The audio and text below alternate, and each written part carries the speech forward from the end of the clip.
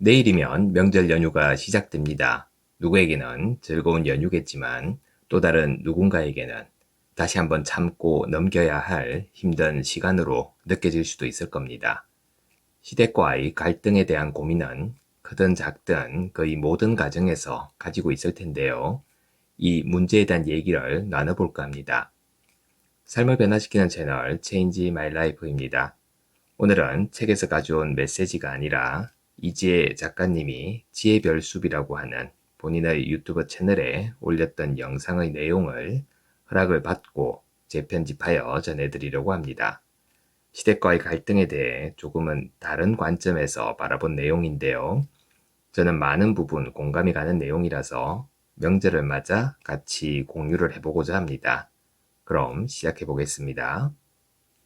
시댁과 갈등이 심한데 이런 문제는 어떻게 해결해야 하나요? 라고 물어보는 사람들이 있습니다. 이런 질문은 한마디로 대답하기 참 어려운 것이죠. 각자가 처해진 상황이 다르고 가족 구성원들의 성격이나 이해관계도 다르기 때문입니다. 하지만 행동의 기준점이 될 수 있는 자신만의 큰 틀을 가지고 계신다면 분명 도움이 될 겁니다. 가장 중요한 첫 번째는 희생자의 관점에서 자신을 보지 말아야 한다는 겁니다. 결혼 생활을 하다 보면 양보하고 참아야 할 상황이 아주 많이 있죠. 억울하고 비합리적으로 느껴지는 일들도 많을 겁니다. 자신이 엄청 손해를 보고 있다는 생각이 들기도 하죠. 나만 참고 있다는 생각도 들 겁니다. 하지만 이런저런 이유로 자신이 참고 있다면요. 그건 다른 누군가를 위해서 참고 있는 것이 아니라 바로 자신을 위해서 참고 있다는 것을 먼저 알아차려야 합니다. 근데 우리는 어떻게 생각을 할까요? 그래, 내가 나 하나만 참으면 모든 게 편하니까. 아니면 내가 아이들을 위해서 참는다. 싸우기 싫어서 참는다. 뭐 이렇게 생각들을 하죠. 이 모든 생각들의 공통점은 내가 아니라 다른 누군가를 위해서 내가 참는다라고 생각하는 겁니다. 하지만 우리의 에고는 자신을 위해서 참지 다른 누군가를 위해서 절대 참지 않습니다. 집안의 평화를 위해서 내가 참는다라고 생각을 하지만 사실은 집안이 시끄러워지지 않는 상태를 내가 더 좋아하기 때문에 참는 겁니다.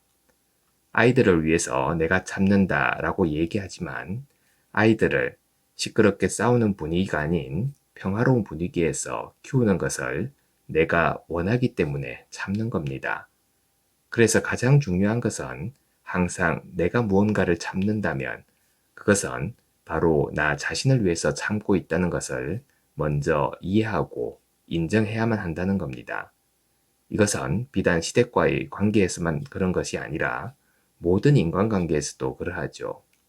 왜냐하면 우리가 누군가를 위해서 참는다라는 것은 희생자의 입장에서 내가 지금 희생을 하고 있다라고 생각을 하는 건데요. 이것을 나 자신을 위해서 참고 있다라고 생각을 하면 심리적으로 일단 덜 힘들어집니다. 하지만 다른 사람을 위해서 내가 참고 있다라고 생각을 하면 훨씬 더 무겁고 힘들게 느껴지죠. 그리고 누군가를 위해서 참았다는 것에 대해서는 보상 심리가 작동합니다. 아이들을 위해서 참는다라고 생각을 하면 아이들이 컸을 때 내가 너희들을 위해서 이렇게 참아왔어. 그러니까 너희는 나를 좀 더 이해해줘야 해 라는 식의 보상 심리가 생길 수 있다는 겁니다. 남편에 대해서도 마찬가지고 또 시댁 식구들에 대해서도 마찬가지죠. 내가 이만큼 참았다는 것에 대해서 상대가 나를 이만큼 알아줘야 해 라는 마음이 들고 나의 희생을, 나의 참음을 알아주지 않으면 서운한 마음이 들게 됩니다. 서운한 마음이 쌓이고 쌓이다 보면 어느 순간 이것이 화로 변하기도 하죠. 그렇기 때문에 가장 먼저 내가 누군가를 위해서 참은 것이 아니고 나 자신을 위해서 참았다라고 생각을 해야 된다는 겁니다. 이것이 진실입니다. 일부러 이렇게 생각을 해야만 하는 것이 아니고 사실 이것이 진실인 겁니다. 만약 생각을 해보았는데 나를 위해서 더 이상은 안 참고 싶어 라고 한다면 안 참으면 되는 겁니다. 제가 안 참으면 어떻게 하나요? 제가 화를 내면 집안이 더 시끄러워지잖아요. 만약 이런 생각이 든다면 힘들더라도 그 시끄러워지는 것을 감당할 마음을 내야만 하는 겁니다. 지금 내가 누군가하고 부딪히기 싫어서, 언쟁을 하기 싫어서, 그리고 이것으로 인해서 내 결혼 생활이 삐걱거리는 게 싫어서 참고 있다면 그건 나를 위해서 참고 있는 겁니다. 그 과정 자체가 싫어서 피하고 있다면 그것을 피하는 것이 나는 더 쉽기 때문에 그걸 선택한 겁니다. 그래서 희생성 관점에서 자신을 보지 말라라는 말씀을 먼저 드리고 싶습니다. 다음으로는 예쁨 받고 싶다 또는 인정받고 싶다라는 마음을 내려놓기를 바랍니다. 물론 살아가면서 인정받고 싶다거나 사랑받고 싶은 마음에서 완전히 벗어나기는 힘들죠. 예쁨 받으면 당연히 기분이 좋고 인정받고 사랑받으면 기분이 좋습니다. 하지만 내가 그것에 의존하면 할수록 그것을 위해 내가 참거나 챙겨야 되는 부분이 점점 더 많아지게 됩니다. 그래서 내가 예쁨 받고 인정받고 사랑받는 것이 나를 기분 좋게 해주기는 하지만 그 마음을 내려놓을 수도 있어야 되는 겁니다. 거기에서 좀 더 자유로워져야만 되는 거죠. 그래, 내가 좀 사랑받지 못하면 어때? 내가 인정받지 못하면 어때? 그래도 괜찮아 라고 생각을 할 수 있어야 하는 겁니다. 이렇게 하기 위해서는 시댁과의 관계에서 내가 하고 싶은 일과 하기 싫은 일을 구분해 보는 것이 필요합니다. 우선 내가 하고 싶은 일이 있고 하기 싫은 일이 있을 겁니다. 하기 싫은 일 중에서는 내가 반드시 해야 되는 일과 안 해도 되는 일을 한 번 더 구분해 보는 겁니다. 그 중에서 내가 할 수 있는 일과 할 수 없는 일을 다시 한번 구분해 보는 겁니다. 내 능력으로 가능한지를 보는 것이죠. 능력이라는 것은 신체적인 능력도 있고 경제적인 능력도 있고 마음의 능력도 있는 겁니다. 어떤 영역이든 이것까지는 포용할 수 있어. 그렇지만 난 이것까지는 도저히 안 돼. 각자 저마다 그런 경계가 분명히 있을 겁니다. 자신의 능력을 생각했을 때 불가능한 일에 대해서는 그냥 접고 내려놓으면 됩니다. 불가능한 것을 자꾸 끌어안고 생각하기 때문에 마음이 더 힘들어지는 것이죠. 이건 내 능력 밖의 일이야 라고 생각하고 내려놓는 겁니다. 이로 인해 마음이 좀 불편하다면 그냥 마음이 불편한 그 상태를 나는 감당할 거야. 이렇게 마음을 내는 겁니다. 예를 들어 이런 거죠. 시댁에서 돈이 많이 들어가는 뭔가를 나한테 요구를 합니다. 그런데 자신의 경제적인 능력으로 그건 도저히 할 수가 없는 거죠. 그러면 마음이 불편해도 그냥 포기하는 겁니다. 그 부분에 대해서는 이건 저희 능력으로 부족합니다 라고 얘기를 하는 거죠. 그리고 그 부분에 대해서 어떤 비난이 돌아온다 하더라도 그냥 내 마음을 내려놓아야 하는 겁니다. 그리고 시댁의 어떤 구성원과 내 마음이 계속 부딪히고 있다면 살아온 생활 습관이나 문화 습관이 다르기 때문인 경우가 많습니다. 상식과 예의의 기준은 나라마다 다르고 문화마다 다르고 지역에 따라 다르고 또 집안에 따라 많이 다르죠. 그렇기 때문에 내 마음이 포용할 수 있는 부분이 있고 없는 부분이 있는 겁니다. 이건 내가 조금 힘들어도 허용할 수 있을 것 같아 하는 부분이 있고 내 기준의 상식과 경우로는 도저히 품을 수 없는 것들도 있는 겁니다. 그런 것들에 대해서 내가 할 수 있는 것과 없는 것을 구분해 보는 거죠.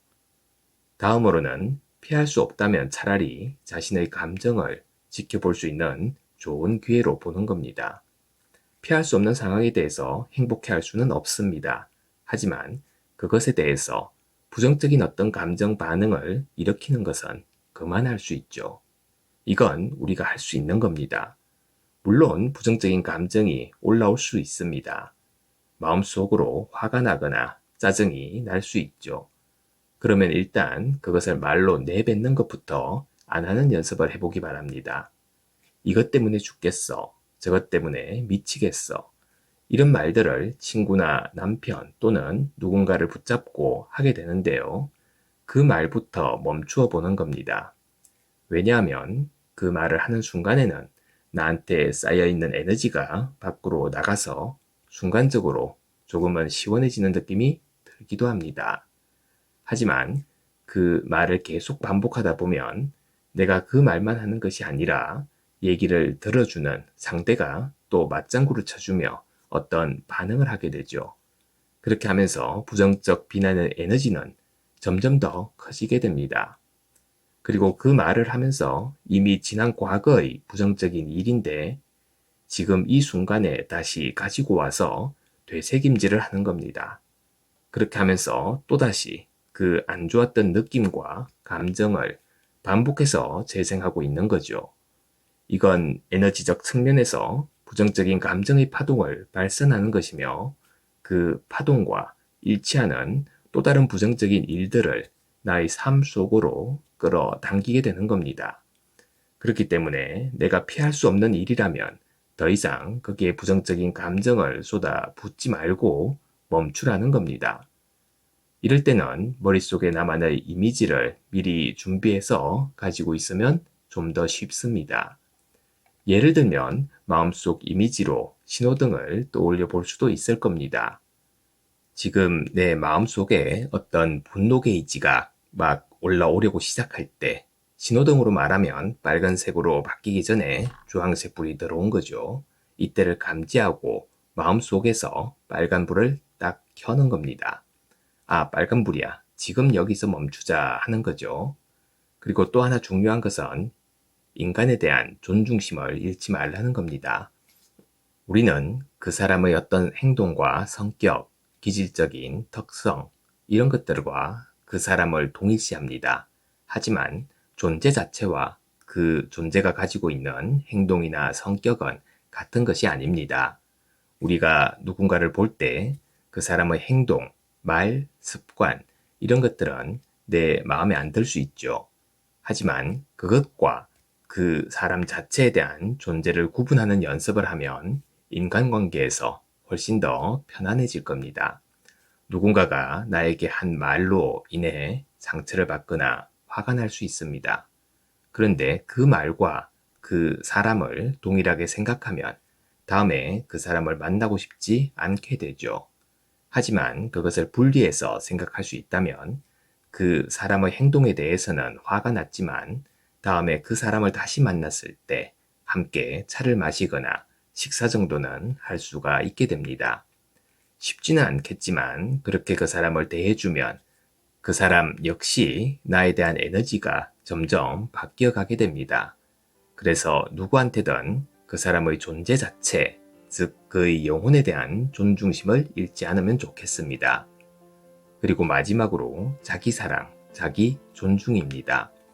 내가 나를 얼마만큼 소중하게 다루어주고 내가 나를 얼마만큼 존중하느냐에 따라서 스스로에 대한 행복감이 달라지게 됩니다. 상대방이 나에게 어떤 말과 행동을 한다고 해도 내가 상처받지 않고 스스로를 지킬 수 있는 힘이 더 단단해지니까요.